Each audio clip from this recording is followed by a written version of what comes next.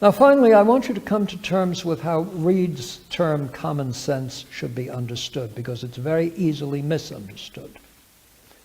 In the Prolegomena, when Kant wants to make clear the great respect he has for Hume, well, part of the way he makes the point is by saying how foolish it was for people like, quote, Reid, Oswald, and Beattie to think that they could defeat something like Hume by appealing to no more than the wisdom of the herd. Now, a Reidian principle of common sense is not mob rule.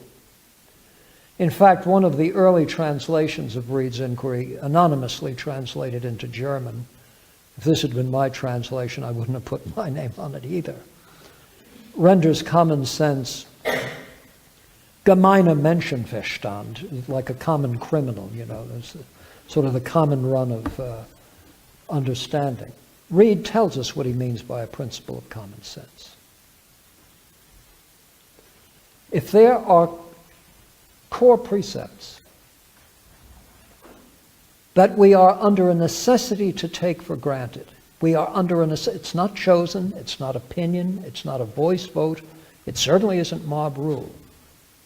If there are fundamental precepts that we are under an obligation to take for granted in all of the ordinary conduct of life, that up is not down, black is not white, if they are in place, these, he said, are what I call a principle of common sense. And what opposes these is quite literally nonsense. It would be a sign of a kind of disordered mind. Yes, I can show you people who are firmly convinced that the thoughts they're having are actually someone else's. We generally increase the medication when that happens. We do not redo philosophy of mind.